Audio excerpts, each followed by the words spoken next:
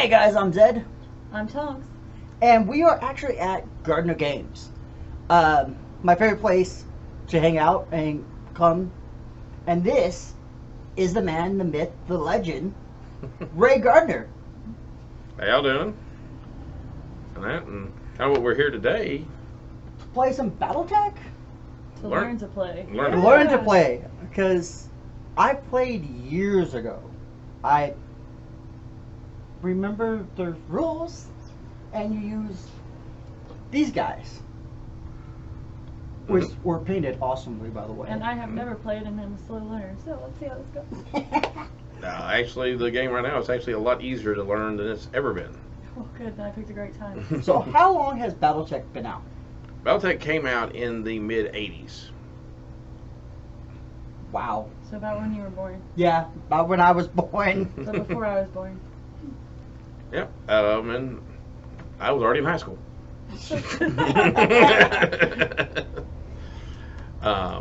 But the game has evolved a lot over the years. It has changed somewhat since the very early days of the battle droids and everything else. I started playing just slightly before the clan invasion happened. With lore. Yeah. But what we're mainly here to do today is to teach the basics on how to play BattleTech using the actual beginner's box as our primary source material. And if you guys want to pick it up, Gardner Games has some. Yeah, definitely. I've got a set. And if you're not local in our area, it's $19.99 starter. There's no miniature game cheaper to get into in existence right now than BattleTech. Which is, they do have some awesome models. I like some of the models about as much as I like Warhammer. Yeah, he loves Warhammer, so there's that. And the game has been around for so long that there is a tremendous line, some available from Ironworks Metal, and Cataclysm Game, which has the overall right to the game. It's actually been doing lances and stars now, 4 and 5 mechs. Which are a pretty decent price too, Yeah. for 4 to 5 mechs. Basically, 20 on the $19.99 on the lances and $24.99 on the stars. So that's not bad, That's not for bad. Yeah. price wise to get into a game. Right. Have something to do. And now you don't need the pre-team mat. but No, it does help. the starter comes with one, which is completely and totally playable. It's a paper fold-out map. Yeah. However, this looks prettier for the video itself, which is the main thing, not from the starter we're using, because it looks prettier on film. Yes. I agree. Yes. I've seen the paper And one. we have the camera will be re-angled so that you can see it better when we start Later. playing. Yep. But what I'm gonna do first is I want to cover the basic sequence of play and the overall view of the battle mech, so that both of y'all can kind of comprehend it. As we set up to start, it'll be husband versus wife. Yep. Yeah. She's going down. That's probably true. That's probably pretty accurate. 'Cause you But- don't know. What we're going to use the actual 2 mechs that come in the starter, which is the Griffin 1N, Versus the blue and white one, the This one. Steiner, Yeah. the Lyran Guard paint job, and then the 6R Wolverine in the Davian colors. This is Davian Guard, of course. Yeah, they actually look really good. Thank Yeah. you. Now, these are both mechs that I painted, but these are the 2 mechs that come in the starter set. Yeah, they are. I'll testify to that. I'm like, they are. Mine need to be primed. And the best thing about these, for anybody out there who knows how to play BattleTech that's looking to get their friends into it, is these 2 mechs are 2 of the most evenly matched mechs outside of the Wasp and Stinger in the game. They are 55 tons apiece. They have the exact same movement, nearly the exact same armor. The only real difference between the 2 is the weapons array. One is mainly set towards short range, the other one is set towards long range. Nice. They both have jump jets, so all the facets of the movement are incorporated into learning how to play. So it's not where you learn one style of movement and you have to switch to another. Nothing Makes has sense. advanced tech, so there's none of the advanced techs you have to worry about. Never, ever, in my opinion, teach people how to play a game with advanced rules. Teach them the basics, then go to the advanced. That's probably the best way to do it, honestly. It's one of the more common mistakes I see because people want to run what they like when they've been playing for 10 years. And a lot of times it takes about 10 minutes to confuse a new player when you do that. Maybe even less. No, you can learn this. So the very first thing, the sequence of play, is what we need to review. Okay. And then the main thing is going to be initiative, movement, weapons phase, and then it ends the turn. Okay. And that now, the weapons phase, of course, has multiple steps. Initiative is simple. You roll the dice, 2 dice, 6 for each person, and then the highest dice wins. So they get to move last, fire first. Now firing is simultaneously, so there's a point where you declare weapons fire. So even if someone shoots you, kills your mech, you still get to return fire that turn. Okay, so yeah, like you said, the firing happens at once. Right. And then the advantage of the initiative is you get to see where your opponent moves prior to you moving. Now, if you're doing multiple units, what you do is you do a one person moves and the other person moves one and back and forth until all units have been moved. Okay. But we're not worried about that right now. We're just doing 1v1. Right. Yes. And if you guys like this, we may actually be able to do some bigger games. Yeah. Mm-hmm. Then the movement, there's 3 different types of movement in the game. There's walking, which on walking, for purposes, we're using a white dice, very similar to what they recommend in the book. Each one of these mechs walks a speed of 5. Right, so 5 5 little hexes. titles. Things, yeah. 5 tiles, but the key thing about walking, for example, if you're on a flat surface here, yes, you can walk 5 forward, assuming nothing gets in your way, say like trees. Or if you want to go around the trees, you can turn to go around them. But turning is a Takes movement one point. movement. So it's 5 movement points. So like for example, here you go 1, 2, turn would be 3, 4, and the turn would be 5, Oh, and then that's your 5 movement. that makes sense. Alternatively, let's go someplace where we can have 5 movement. Let's go that way. You can go 1, 2, 3, 4, 5 straight ahead. And just charge at your enemy. Right. Mm-hmm. Instead of having to stop and rotate. Mm-hmm. And then the first example with the trees, if you don't want to go around them, trees are a +1 movement for light and a +2 movement for heavy. Each space will you can kind of tell on the map, like this one here is a light. You'll hear the darker, more completely filled. That's It's a heavy. heavy. These are heavies. And the map actually tells you heavy and And light. see, I actually like this map because of that. It says Mhm. light, level 1 light, Mm-hmm. heavy, Yeah. level 2. Mm-hmm. That Yeah. is actually really nice. Yeah. So like if you want to do it this way, it'd be 1, 2, then 3, 4 to get in light, and then 5 stepping out of it. You only pay the movement when you go into the hex. Okay. Not leaving. Or even turning it, it's still only 1 to turn in the hex. Now, levels, we use the other mech here, since it's on a level. This one's actually on a level 1 with a level 2 in front of it. So if you want to go ahead, it would be 1, 2, because you have to pay for the hex you're moving into, Okay. and the level change. Okay. And 3, and then going back down would be 4, 5, going down a level. Oh. That makes actual sense. Yeah, because it's like you're going up A Yeah. grate, and then Mhm. you're going and down. down. And you can never change. I'm trying to find a spot on the map that has level change greater than 2. Here's a one. so- Here's one. There's so I a there's a couldn't level. go- You can go 2 levels. So like you could go to this level 3 from here because you're already on a level 1. So you would go 1, 2 for the 2 levels and 3 for the hex. Okay.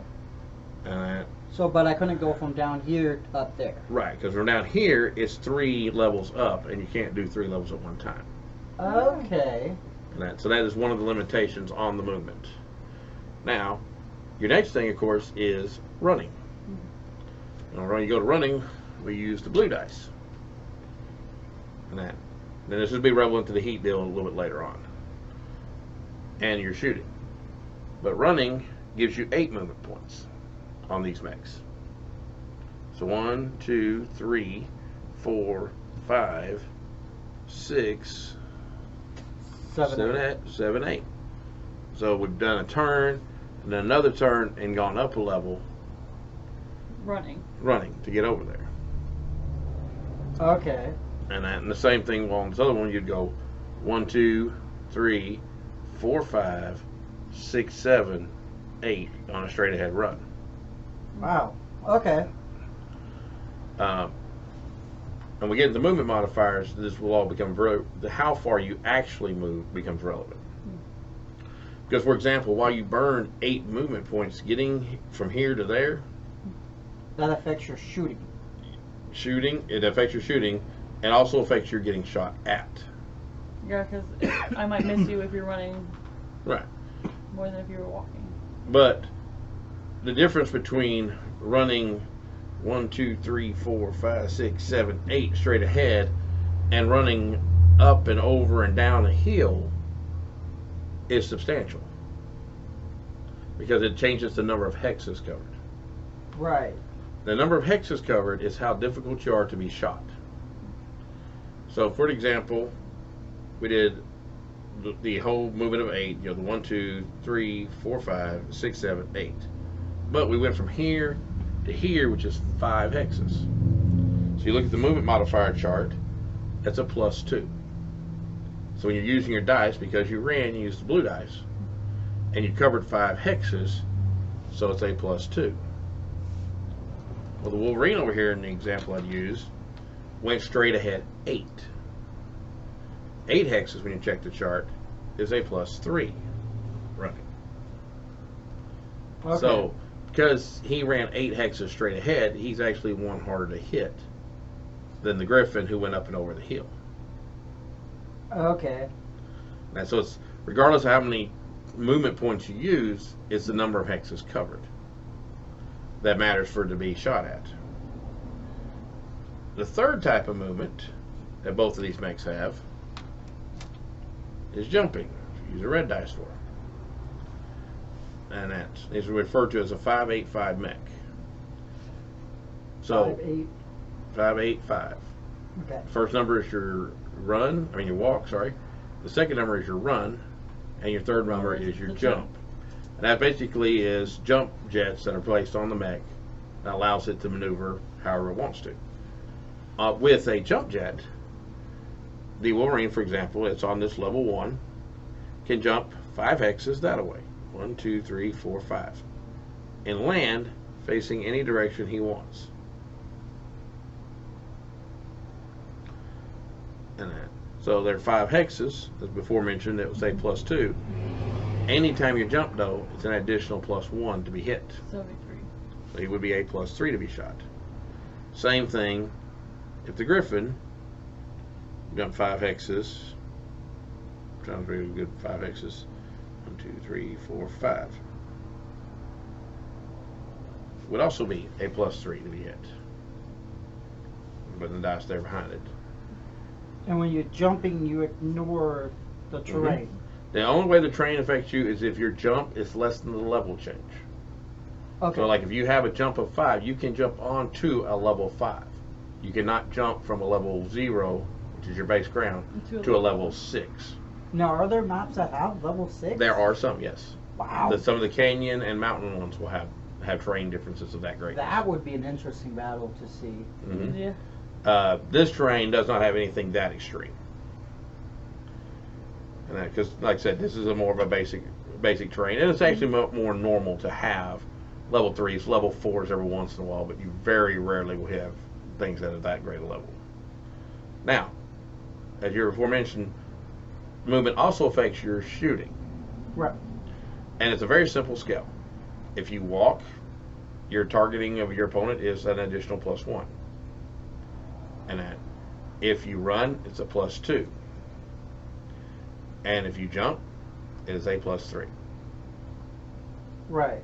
Because if you're walking, you can shoot more accurate. If you're running, that makes sense. And if you're flying around on a jetpack trying to target, it's a little more difficult. I can imagine. So what we get into next, after we got the movement phase down, is we get into weapons phase. Now That's the fun part. Each battle mech, that is the fun part. each BattleTech has a different set of weapons. And I did use the basic rules sheets for this, because, or actually the standard rules sheet for this, because it's a little bit easier to read. It has a little bit more information in it, so it does make it a little more confusing on the first time players.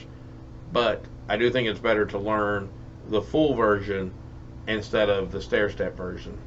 But if you have people who are having issues with it, then use the stair-step version. The stair-step version is available in the BattleTech main beginner's box. And the Armored Combat has the slightly more advanced rules in it. But for example, in our setup that we have here, the Wolverine and Griffin are 1, 2, 3, 4, 5, 6, 7, 8, 9, 10, 11, 12 hexes apart. Okay. So that's the range is 12. The Wolverine, the medium laser, has a maximum range of 9. That's your max long range. Right. Mm-hmm. So it can't hit with that. Right. The SRM6 has a max range also of 9. So it can't hit either. And it has an AC5. Its max range is 18. But 12 hexes is the maximum of the medium range. So we are in medium range. Yes. Of the AC5. Which AC, of course, stands for autocannon. And then, meanwhile, over on the Griffin, which again is the more long-range, both of its weapons, the LRM-10, which is long-range missiles, have a medium-range max of 14. So 12 hexes is within the medium range of it. And the PPC, which is particle projection cannon, also has a medium range max of 12. So both of its weapons would be in medium range. So both could have the potential of hitting. Mm-hmm. Now, I always teach everybody with Intersphere standard pilots, which is a 4 gunnery, 5 piloting. Okay. I always feel that that's the best way to learn, because movement matters. A lot more advanced players like to play with lower piloting skills, better, more experienced pilots. However, basically what that means is you hit more often. Mm. The advantage there is a veteran pilot is better than an average pilot, much Right. better than a rookie pilot. But the movement, when you're dealing with, a lore character like Natasha Kerensky, who is a 0-0 pilot, your movement doesn't really matter that much when she's trying to shoot you. She's gonna hit But you. yeah, but she's a legendary character. That's why she is a 0-3. I mean, a 0-0. Damn. So for this, we're using your basic average grunt Intersphere pilot. Yeah. Because that was basic. Yeah. Right. That is accurate. Yeah. So, for example, the Wolverine trying to shoot the AC5 at range 12 is going to be base gunnery of 4. Okay. And he jumped, as I mentioned before, that is going to be a +3 to hit. So 7. Okay. Then we're going to add 2 more for medium range, because short range is +0, 9. medium is +2, long range is +4. Okay. So we're at 9. Mm-hmm. So you would have to roll a 9. No, we're not done yet. Oh. Because now you have to figure in shooting the Griffin. He is +3 to be hit. So now we're at 12. Ow. And on top of that, he is standing in a light woods. Shooting into or through light woods, it adds an additional +1. Heavy woods add additional +2, same as their movement modifiers. So 13. Right, so 13. So the Wolverine would need 13s on 2d6 to hit with the AC5. So it would not be able to hit at all. No. The Griffin would have the same basic modifiers. Mm-hmm. 4 for piloting, Mm-hmm. jump to its current location, so it makes it a 7. Mm-hmm. Medium range with both of its weapons takes it to a 9. And the Wolverine has a +3, but is standing out in the open. So it would take boxcars for the Griffin to hit Okay. at this range. Nice. Mm-hmm. Now, of course, if you were to cut out the medium range, you would drop it by 2. So if they were both at short range, it would go to an 11 and a 10 Mm-hmm. with the kind of movement that they have. They gotta be pretty close for short range there? The short range is 3 on the Wolverine's primary weapon systems, which is your AC-5, which actually that's minimum range. That's something we'll go into when we get to minimum ranges. But your medium laser and your SRM-6 short range missiles, their short range is 3 hexes. So the Wolverine is a very much in your face opponent. Yeah. But the AC-5 has a drawback. When you hit that range, it starts having a harder time hitting because its minimum range is 3. So does the Griffin's particle cannon. It also has a minimum range of 3. And the LRMs have a minimum range of 6. And so if these two were standing here and here, exactly 3 hexes apart, how you handle minimum ranges is starting with your minimum range, you add +1 for each hex within minimum range you are. Oh. So, let's say they both had the same modifiers getting to the new location. The AC-5 shooting the Griffin or the particle cannon shooting the Wolverine would get an additional +1 for minimum range because they're both at 3 hexes, which is the minimum range. Okay. The LRM-10 is at 3 and its minimum range is 6. So if you had to be out 6 hexes, which would be here, so you start there, we +1, 2, 3, 4.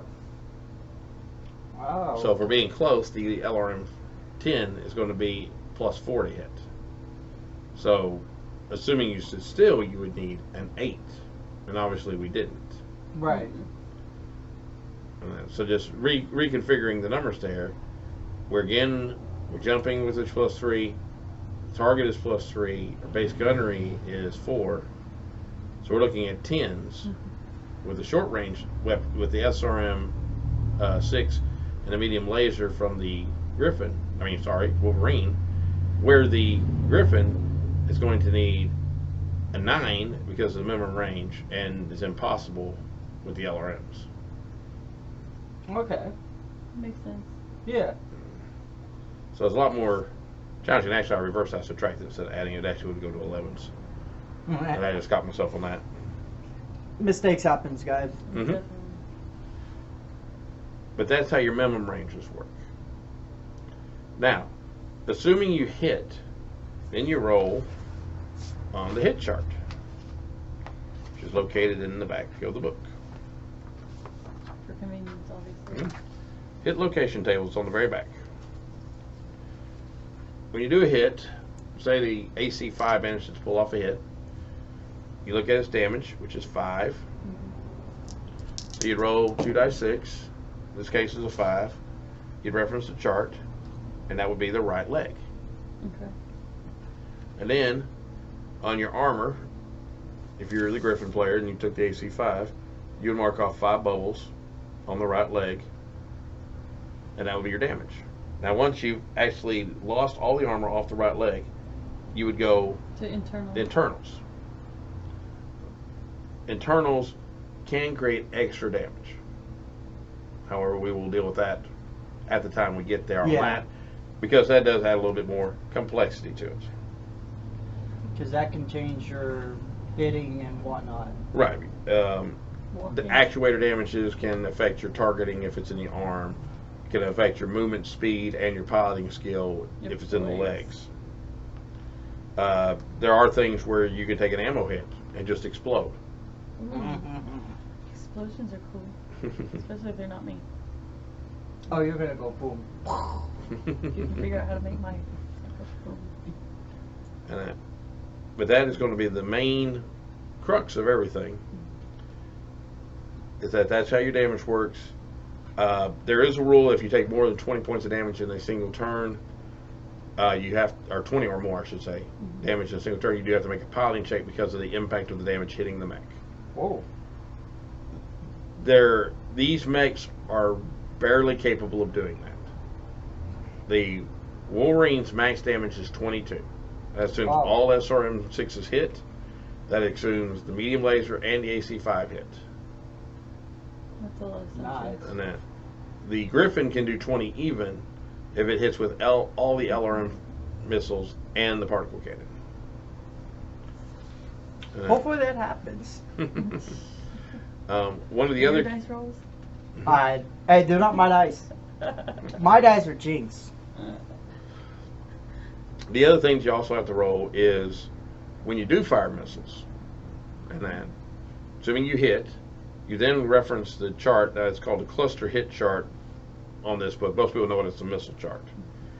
And then you roll on the appropriate size. Like SRM6, you would roll on the 6 chart. LRM10, you roll on the 10 chart. You roll 2 dice 6, and that's how many missiles hit. LRM missiles do 1 point of damage each. Okay. SRMs do 2 points of damage each. Now, LRM missiles do theirs in 5-point increments. So, example, if you were to roll a number where we give you 6 missiles hitting, you would roll one group of 5 at its hit location, and you would roll one group of 1 for that missile's location. Oh, okay. So the missiles can actually hit different Parts. Mm-hmm. And the SRM6s, or any SRM weapons, you roll each missile individually. Oh. And they do 2 points of damage apiece. So they can hit lots of different locations. Okay. Mm-hmm. That's kind of the main difference on the missiles is the short ranges are that 2 points at each. Anytime you fire them, you use a point of ammo. Okay, the ammo is actually in the ammo location. Cool. And so usually, like if you fire an SRM6, you would mark off that you've used one of the 15 rounds. Now you're down to 14 rounds left. And once you run out of ammo, you can't fire that weapon. Correct. Same with the LRM-10. It's got 2 packs of 12 rounds each, so a total of 24 shots.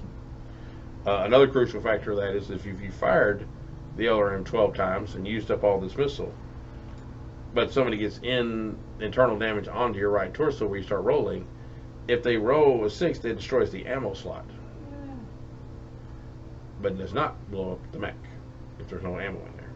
Okay, because you used all the ammo. Right. You can't blow it up. Right. Now, some people point out that in more advanced rules, an ammo hit still will cause a pilot ejection unless the safeties are not turned off. But that is more advanced rules than what we're dealing with today. Now, you also have a firing arc, right? Firing arc is your front hex lines. Yeah, because if he was facing this way, which you shouldn't be, he can't hit him. Not quite 100% true. Because torso turn. Torso twisting and arm swings are weapons. Okay. Example, this is one reason why you always put the dice behind them if possible. Okay. That marks the direction that the mech's going. But you can torso twist, which while that still doesn't bring the weapon to bear, and or his torso weapons to bear, his right arm swings out this far, which is basically the back hex. So he can turn and shoot that way. Okay. But he can only use the right arm weapons. And he cannot use the torso mounted LRMs at you. So movement and placement is crucial. Very crucial to them. Also, if you're shooting the Griffin facing this direction, you're shooting in its rear armor, which the rear armor is substantially less than the front armor. Yes. So it makes it much easier to poke your way. Don't turn your back to your enemies, guys. Mm-hmm. It's not a good idea. So anyway, what questions do y'all have so far? So they have one more major step to do. None. I've got it. We're good. Okay. That's totally fine. All right. The final step is after you've done the whole shooting phase, the attack phase. Then you go into the heat phase. Now, this is where your movement and everything starts adding up. If the mech walks, it generates 1 heat. If it runs, it generates 2. If it jumps, it generates 1 heat for every hex it jumped. So on a jump of 5, you generate 5 heat. Okay. I need to double check the advanced rules, but I actually believe that is to a minimum of 3. But we'll play it the way I remember off the top of my head today, and I'll double check to make sure if I'm wrong and we can add that to the comments later on the video. Yeah, well, if we make a mistake, guys, go down below and let us know, or we will fix it. This is it. Then you have to take that into account and then add in any weapons fire that you have. For example, the particle cannon, which is the biggest heat generator of any of the ones, generates 10 heat. Woo! It does 10 damage, it also does 10 heat. So if the Griffin jumps 5 and fires a particle cannon, that's 15 heat. Which, that could put you up pretty high on the heat table, but you have heat sinks. I was trying to find that, and I thought they were easy. There, the heat data. It dissipates 12 heat a turn. So you add the amount of heat that you generate, subtract the amount of heat dissipation you have. So that's only 3. Alright, so you would generate 3 heat, which is not high enough to create any kind of modifier. But you mark it on your table where you're at. Because the heat stays until the heat sink's dissipated. So if you generate 3 again the next turn, you go 6. Do it again, 9, 12. And that's when you start getting into some Right. damage. You actually can get high enough that you actually can have you can actually cook off your own ammo and explode. You get too high. Also, heat modifies your movement as far as walking and running. The Wolverine dissipates the same amount of heat. However, its weapon's max heat output is 8.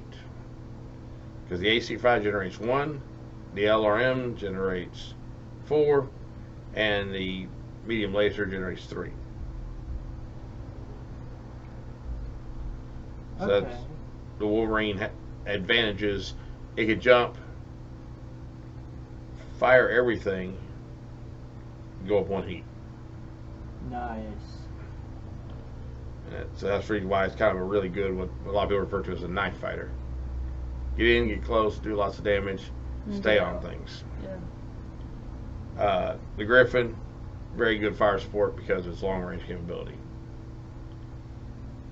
But it has to be careful, as that's to move a lot. Particle cannons, will generate more heat than it can handle, than the heat sinks can handle. The advantage is the Wolverine gets 20 shots with the AC-5, and then the AC-5 is done. The particle cannon, as long as it's not damaged, continues to work forever. Because it's a particle cannon, it doesn't have ammo. Correct. Right. Okay. Yeah, this game's actually coming back to me. Is it though? Yeah, it is. I can actually remember playing a couple games back down in California, which was fun and all, but I don't think I was in the right mindset to play BattleTech. Well, BattleTech has the great history of having been around so long.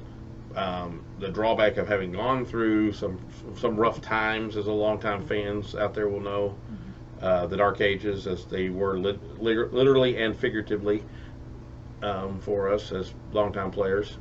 Copyright issues and all. Copyright issues, ownership issues, lawsuit issues. There have been a lot of issues with BattleTech throughout the years, which is one reason why I'm really happy to see such a resurgence for such a great miniature game. This game ranks up there as one of the best games I've ever played, and I have played a large majority of the games out there. This is one that a lot of hardcore fans have been playing since the 80s, since the 90s, and have never quit playing, despite the fact that at times that it actually just basically went out of production. Those people kept on right on trucking. So it's addictive.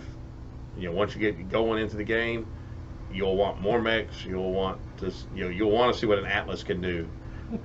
You'll want to flee in terror from an Atlas and a Locust.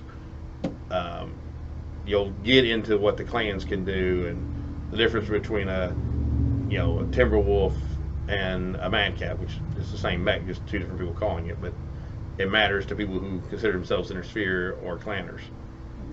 Axeman. Axeman is an Intersphere mech, which is named because it carries a big axe. That's like the only mech I actually remember was the Axeman. Mm-hmm. I think ran one once, which was pretty fun. X-Men can be a lot of fun. You know, the two signature mechs for most people is the Marauder for the Inner Sphere, and the Mad Cat for the Clan. And that they are the two poster childs. For me personally, my own personal favorite is the Orion, which most people who are not hardcore fans will not know that mech. But I've had a lot of fun with it. I've used it for years. The mech I learned in was a Clint, which is a medium mech with paper armor. And you learn very quickly to not get hit is more important than to hit something when your armor doesn't stop most damage from getting in. Yeah. So now, what he's talking about by armor is the little dots on the things. Picture. Words. So as we're going to set up for our first game, We will be right back, guys. Alright, guys. This is Ed, by the way. I'm having to film this after the battle report and stuff were done. Because, well, I thought the rules were important and I didn't really want to cut much, if any, out to fit in the game footage. Which will be coming next. Like an hour, 30 minutes to an hour after this video is released to you guys. We had fun. We had a great time.